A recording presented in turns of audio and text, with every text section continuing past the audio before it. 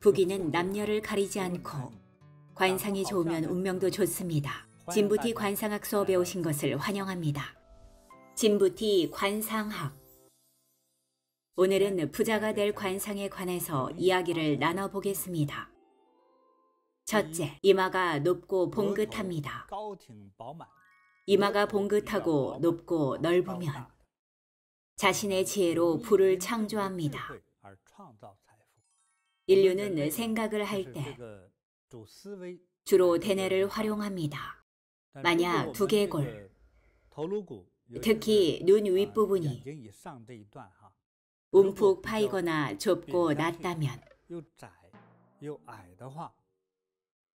인간의 대뇌 자체가 두개골의 제약을 받게 됩니다. 예컨대 고릴라의 이마는 낮게 꺼져 내려앉았습니다. 눈썹 윗부분이 물결 모양이죠. 정상적인 인류의 이마는 고릴라와 비교했을 때 코가 솟은 것처럼 튀어나왔고 게다가 부풀어 오른 공처럼 둥글고 봉긋합니다. 이런 이마는 관상학에서 총명함과 지혜로움을 뜻합니다. 중국 철학 이론에서 관상을 논할 때 이마는 조상을 나타냅니다. 조상의 부를 이어받을 수 있는지를 나타내죠. 그리고 중간 부분, 즉 눈썹부터 코끝까지가 본인의 운명상이고 코끝에서 턱끝까지가 자손의 운입니다. 상당히 중요한 내용입니다. 이런 조상의 복을 타고난 분도 있습니다. 흔히 말하는 재물복을 타고난 사람들이죠. 제가 방금 말한 것처럼 이마가 넓고 크며 봉긋하게 솟은 사람은 대부분 조상의 음덕을 누립니다. 조상님이 재물을 물려주십니다. 세계적으로 유명한 유명 인사들을 보면 성공한 기업가, 상인, 정치인, 예술가 또는 과학자를 막론하고 모두 이렇게 이마가 봉긋합니다. 이마의 상이 좋기 때문에 총명하고 유능하며 지혜롭고 부귀하죠. 이마가 높고 봉긋하여 지혜롭다. 조상의 음덕을 이어받다. 자, 이어서 두 번째입니다. 눈동자가 밝고 빛납니다. 관상학에서 가장 중요하고 먼저 보는 것이 바로 눈입니다. 눈이 밝게 빛나는 사람은 좋은 운이 많이 찾아옵니다. 눈에 담긴 복이 그 사람의 관상에서 최소 절반을 차지합니다. 예를 들어 좋은 배필을 만나고 좋은 일자리를 찾으며 부자가 될 기회가 찾아오고 순조롭게 승진하며 타인에게 주목을 받거나 좋은 친구들을 사귀며 좋은 집을 사고 좋은 사업 기회를 발견합니다. 다시 말하자면 복도 많고 지혜도 풍성하죠. 이처럼 눈의 관상이 좋으면 평생 부귀합니다. 눈이 밝고 빛나면 복이 있고 기름과 재물이 늘 함께한다. 부자가 되고 싶은 분은 주목하십시오. 이제 가장 중요한 부분입니다. 세 번째, 눈두덩이가 두툼합니다. 너무 세속적으로 들립니까? 관상학에서는 전태궁이라고 합니다. 전태궁이 풍만한 사람은 대부분 복이 많습니다. 전생에 큰 공덕을 짓고 큰 선행을 한 사람이죠. 이 역시 타고나는 재물복입니다. 그래서 전태궁이 풍만하고 밝으면 그것으로 충분합니다. 재물복이 상당히 많은 상입니다. 집도 몇 채나 살 수 있죠. 전생에 쌓은 공덕과 복보가 풍만한 전태궁에 드러난다. 예전에 한 중년 여성이 저를 찾아와 자신의 눈두덩이가 너무 두껍고 지방이 많다며 상담을 했습니다. 여성이 아름다움을 추구하는 건 당연하지만 그런 수술은 하지 말라고 말렸죠. 지방 흡입술은 안전하다더군요. 안전한지 여부를 떠나서 지방을 떼어내는 만큼, 즉 두툼한 눈두덩이가 얇아지는 만큼 재물도 빠져나간다고 했죠. 스스로 결정하라고 했더니 안 하겠답니다. 그래야죠. 깨우친 겁니다. 전태궁이 풍만하고 색이 좋은 건 전생에 닦은 복덕입니다.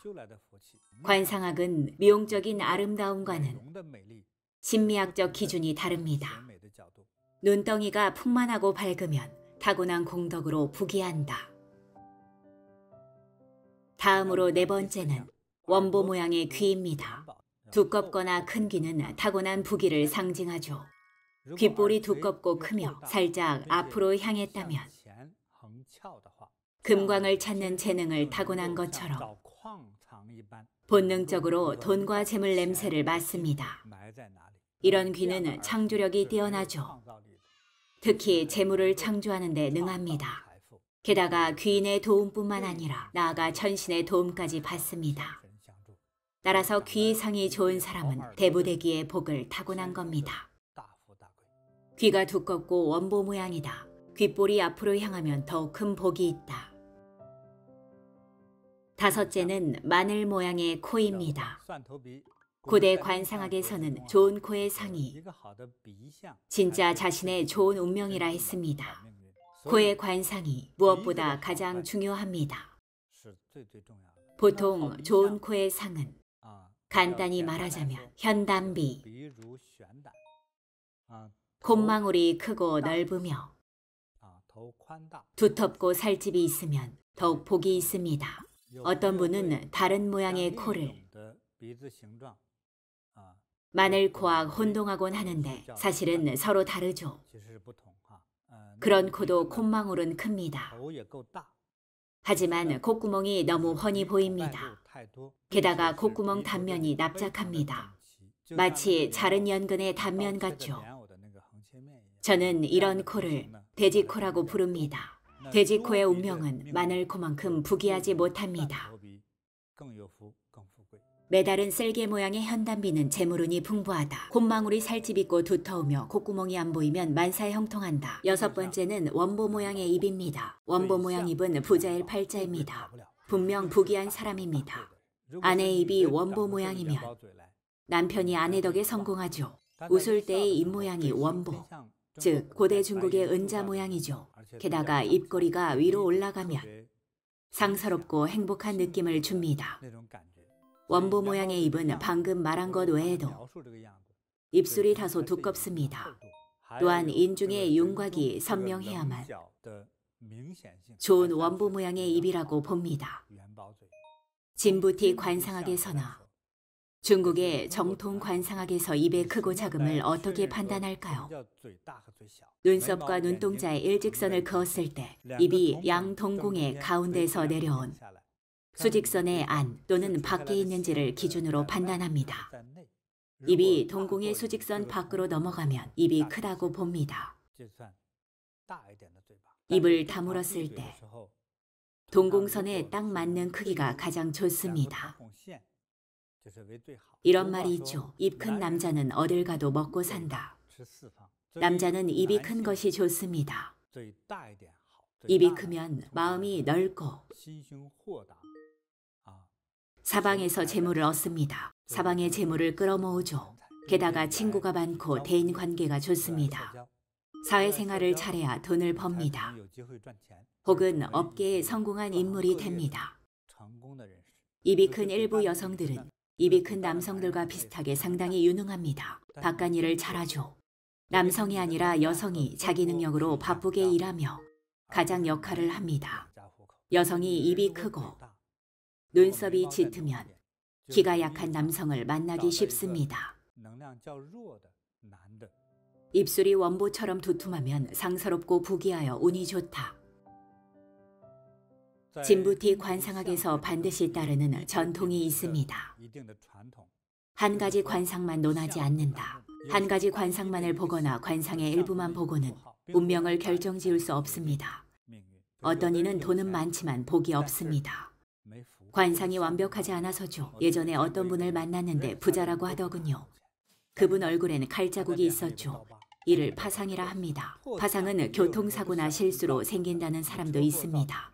누가 자기 얼굴에 상처를 내고 싶겠습니까? 하지만 파상이 있으면 운이 좋지 않습니다.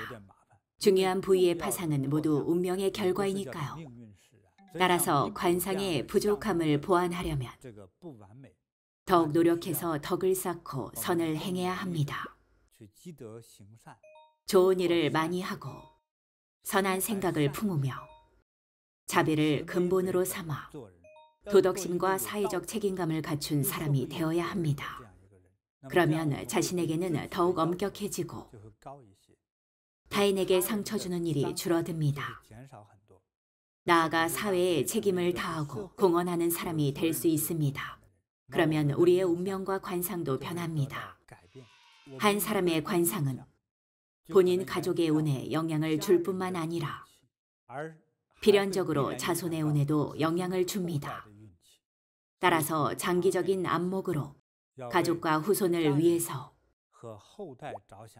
진정 자비롭고 선량한 사람이 된다면 반드시 좋은 운과 복을 누릴 수 있습니다. 그러면 우리의 운명과 관상도 점점 좋아집니다. 자비롭고 선량한 사람은 자신과 가족 그리고 후손에게 좋은 운명을 전해줍니다. 기억하십시오. 이 수업은 진부티 관상학입니다. 여러분의 좋아요, 공유, 구독과 댓글을 환영합니다. 더욱 알찬 수업으로 다음 시간에 뵙겠습니다.